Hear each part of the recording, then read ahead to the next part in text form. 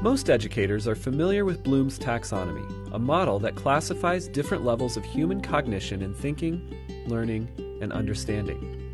As a teacher, you've likely used this taxonomy to guide the development of curriculum, assessments, and instructional strategies.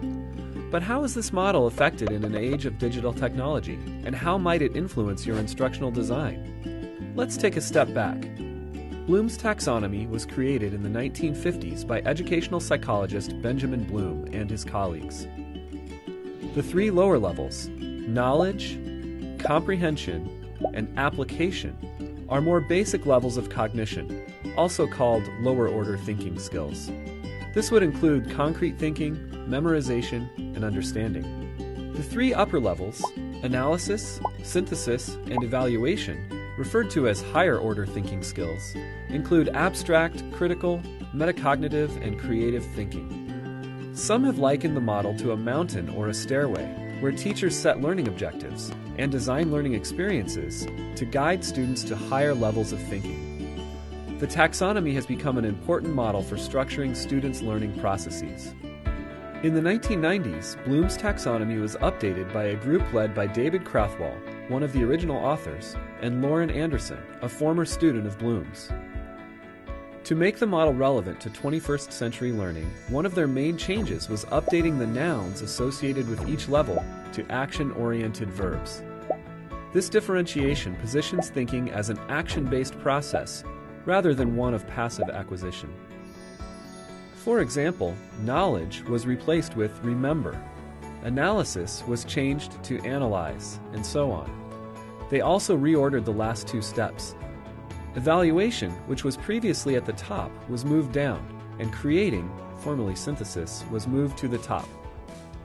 With this framing, educators have several different verbs, questions, and instructional strategies associated with each level. In recent years, there have been many iterations and metaphors for Bloom's taxonomy, including an orange, where the 6 levels are distributed more equally, moving cogs, representing an interworking system in which creation is dependent upon all of the other aspects, or a flipped pyramid illustrating an emphasis on higher-order thinking skills. But in thinking about how technology affects this model, consider it as Bloom's digital taxonomy. This updated version aims to expand upon the skills associated with each level as technology becomes a more ingrained and essential part of learning. For instance, some propose that new action verbs can be applied within each level. Let's take a look at creating, in which learners are designing, inventing, and constructing a piece of work that shows what they know. One could add new digital verbs to creating, like blog, remix, or program. These verbs refer to possible learning activities that incorporate digital technologies in which students are creating. Adding digital verbs to the taxonomy also promotes 21st century skills like communication, collaboration, creativity, and critical thinking.